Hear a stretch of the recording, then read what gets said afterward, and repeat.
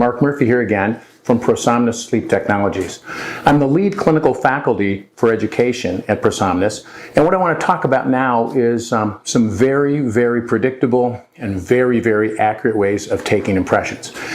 I can't overemphasize how important it is to get in, let me use my favorite word, exquisite impression of the upper and lower arches for making a medical device like this. The mill technology, the proprietary patented way that we design, mill, and manufacture these devices makes them so incredibly accurate that in some of the studies we're showing no statistical tooth movement at 2 years. Now that's significant because less side effects is important. The milled material fits so accurately, it's like a reliner. It's like an orthodontic aligner and there's no movement or anything. It's fantastic. However, that comes with a cost. The cost is the impression has to be fantastic too. It's not like you're taking an alginate impression or a typical crown and bridge impression where you're trying to capture just one or two little areas that are important.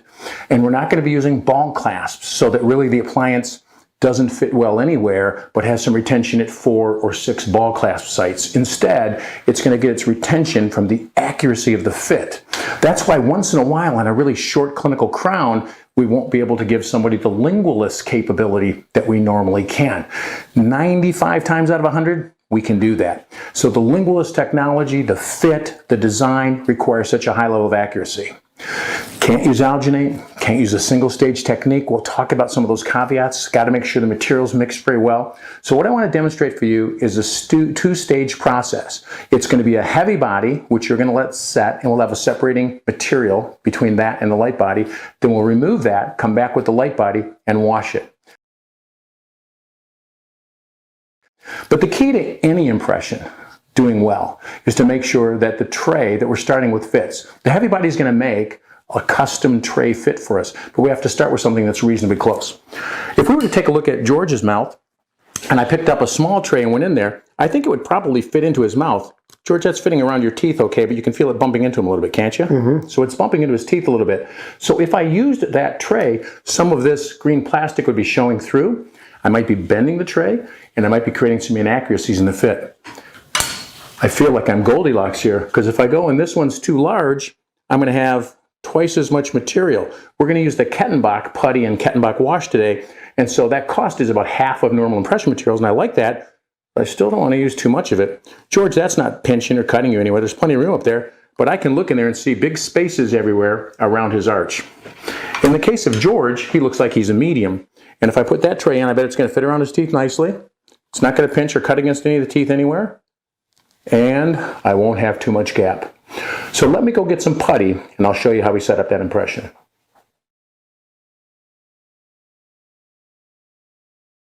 The Kettenbach putties just get mixed together thoroughly.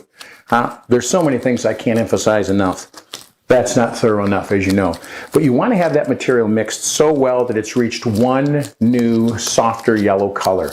It's going to move from this Louisiana State yellow, or maize if you went to the University of Michigan, to a little softer yellow that'll look a little bit nicer. Sort of like a buttered popcorn look to me. Once it gets to the right color, we'll put it in the tray, and then we're going to cover it with a piece of plastic. I've used Saran wrap, Handy Wrap, Costco brand wrap. I've used headrest covers, tray covers. I like sandwich bags. That's what we're going to use today. We're going to use a sandwich bag that's been cut up into a size. You don't have to cut them up into size, but I like to do that simply because it just makes it a little easier to fit and retain in there. So here I've got the basic arch form in there, and now I've got a piece of a cut up sandwich bag. I can't recall whether it's Handy Wrap or Saran wrap, but it doesn't much matter. And I'll form that into there just a little bit as well. A little bit of ridging, giving it some pre-form. You don't want it sticking too far down the back of George's mouth. That'll make it a little bit more comfortable for him. Open, George. The putty is kind of dense, so when you go to seat that, you want to make sure that you seat it comfortably, completely. Wrap his lip around it just a little bit. And that looks pretty good. Well, note that's set. You've got about a minute to a minute and a half of working time, and then about 2 minutes of set time with most of the fast materials. You'll want to check your individual impression materials if you're not using the Kettenbach to see just exactly how long you need. This is when I usually sing to my patient or tell them a story, a funny joke I've heard. Alrighty, that's about 2 minutes. Let's take a look and see what we've got. So, perfect. So what you can see, we've got a nice tissue roll all the way around the outside. I've got maybe a little more material than poor George needed in his mouth extruded down the posterior, but that's going to work great. I've also got this separating medium on there, and that serves a couple of nice purposes for us. One, gives us just a tiny bit of space for some light body material to wash around, and two, leaves this very clean so there's no saliva or any debris on there, which would prevent the light body from sticking. Another thing I want to note is sometimes you'll want to find shortcuts, like I'll put the tray in, won't let it set, take it back out, and reload with the light body. Don't do that, because as you take this out, if this bumps the cheek coming out, it bends it in while it's soft. And unless you somehow luckily get that right back into the right spot, you're going to have something that's going to be an inaccurate artery depression. So let me go ahead and clean this up, trim the back, and I'll apply the light body for you.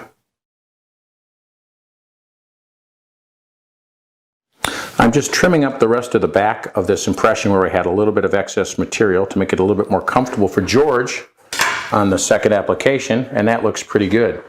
I'm going to take the light body now and apply that, and in this little anterior area there's a little bit of a notch. I'll put a little bit of extra light body in there and see if we can use that to pick up that spot a little bit nicely. Should work well. Filling out the full LSU color scheme here. If you're an LSU Tiger fan, that's pretty cool. I want to put a little bit more in that anterior area. Good enough. All right. And back in we go.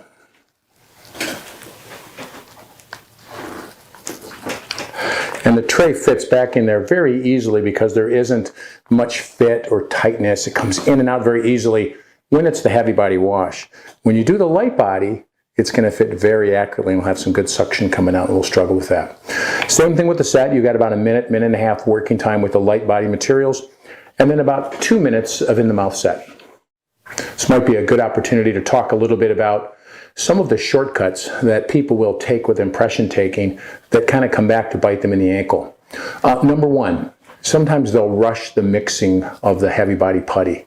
And if we don't mix the heavy body thoroughly, there'll be some soft unset spots. Those will create inaccuracies. The second most common technique, and I've mentioned it already, is if you try to put the light body and the heavy body or putty in at the same time. Now I talked about removing the putty early, but some people will put the putty and then put a layer of light body on top of it and slam that whole puppy home. We'll often see streaks, and we'll have an impression that'll often have different amounts of light body recording different accuracies in different areas. Do those two techniques work? Absolutely. But they don't work as often as this technique. If we took 100 impressions, I'd feel like 95 or 97 of them would be perfect doing this technique. And it might drop down to 80 or 85 or 70 depending on those other techniques and their accuracy.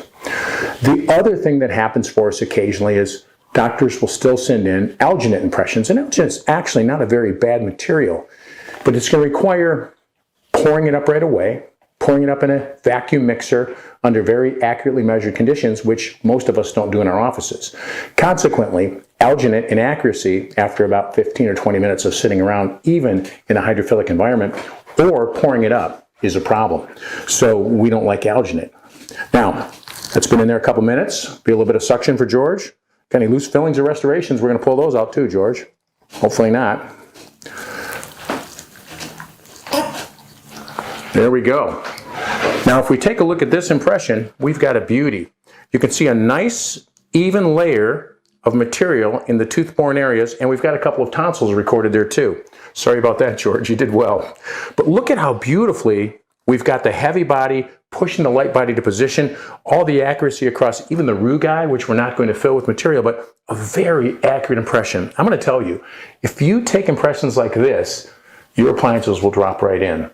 I know because I've taken my own impressions for my own mouth, for my own devices, and they fit very beautifully. So let's avoid alginate.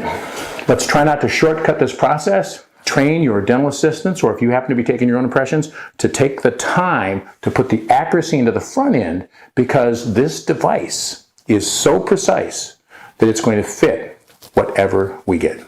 Thanks a lot.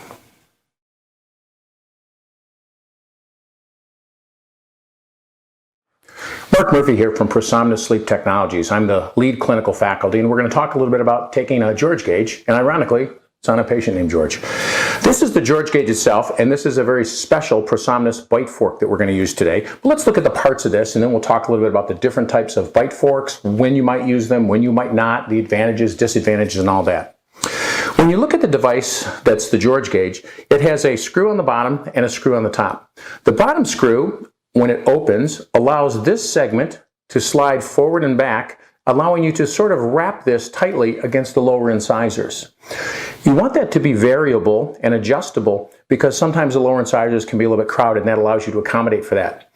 The upper screw is what allows this mechanism, the bite fork itself, to slide forward and back. When you tighten it down into the position you like, you've recorded the bite relationship. There's a notch on the top that you can see for the upper incisors, and this custom notch that you've adjusted a little bit, semi-custom if you will, on the lower. And then the patient comes forward and back, and there's a millimeter rule right in the center here that allows you to measure that range of motion. So let's fit this George gauge on George and see if we can take a little bite. The first thing that we do is we take a look at this bottom notch, and I'm going to loosen that up. George, can you open just a little bit? And George has some nice tight incisors, a little crowded down there, so it's a perfect example of when we want to widen that out a little bit, and then I'm going to tighten it down over George's incisors. And it's not going to feel tight or uncomfortable or anything like that for them. Then I'm going to slide this bite fork into the top, keeping it loose, and I'm going to put that one back down over the lowers, and I'm going to ask George to just close slowly into that notch. And see, now George is engaging the upper and the lower bite fork. Now, before I go through the motions of having him go forward and back and measuring that range and deciding where I want to start this case at, I first want to look in the posterior. And that's why the ProSomnus bite fork is so cool. It's 3 millimeters thick. Now, you okay sitting like that for a second? Mm-hmm. Great. It's not 3 millimeters thick in the front like the other bite forks that you measure. In fact, here's two of the typical George gauge bite forks, a 2 millimeter fork and a 5 millimeter fork. But they're 2 and 5 millimeters at the incisal notches. That's an awesome innovation because that allows you to open the bite a little bit more by going to the 5 millimeter fork. If you had to open it more, the Pro gauge and other variants have up to 12 millimeters. You could also just add some acrylic or some wax or some compound to open that up. But I'm not as concerned with how open the incisal area is. I'm much more concerned with this posterior area, which I am trying to open with these incisal notches. I need 3 millimeters, don't I? That's what I said at the beginning. Well, I want this posterior part of the fork to be 3 millimeters thick, and that's exactly what we've designed with the ProSomnus bite fork. Now, the other thing you know is if somebody's got a particularly small mouth, the bite forks for the George gauge typically come in large and small, 2 and 5 millimeter variants. We really only have one size of the ProSomnus bite fork. What could we do if the bite fork was too big? That's right, I could grind off some of the back section there. I wouldn't want to shorten it down at all anywhere, wouldn't want to cut the incisal tab, but I could shorten the length of the bite fork. When we look in George's posterior here, we can see that because the fork itself covers the teeth, you've got plenty of separation. If you're using the other kind of forks, you have to look back there and make sure that there's no hanging cusp tips or excessive curve of spee, making sure it reaches all the way back to the second molar. This is an excellent example of the ProSomnus bite fork working really, really well. Now let's have George go through the motions. So I'm looking at the numbers here. Now George, would you slide your jaw forward and back? And when George comes back, he comes to about 3 millimeters. Forward again, and back, forward, and back, and open. So when I'm looking at George's motion, he comes from about 3 millimeters, then he comes back to about minus 6 millimeters. So that's a 9 millimeter range. And if I want to start him about 50 or 60% into that range, and you could choose whatever your liking would be, but with the ProSomnus devices being precision milled and smaller, we usually can get away with 50, 55, 60% at the most. I'm going to go 4.5 millimeters into that section, tighten down that fork, and that's where I want to take the bite. So now it's simple. I'm just going to put a little bit of bite registration material on the upper and lower members of the bite fork, put it back into George's mouth, and then I'm going to ask him to just slowly close into that fork. Now notice I didn't say bite. I said slowly close, and I put the word slowly first so that George doesn't rush and bite off center a little bit. Open a little bit, George. Thanks so much.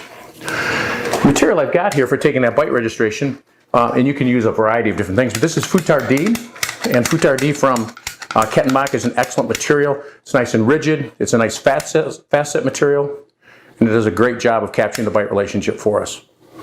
I just put that across the fork on both the top and the bottom, rolling that over.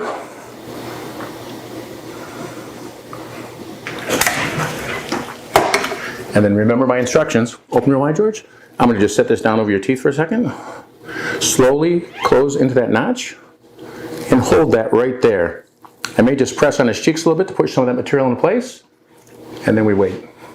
Now the good thing about this bite registration material, almost all of them in fact, whether you use Blue Moose or Kettenbach or any of the others, is they're almost always going to be a very nice fast set material.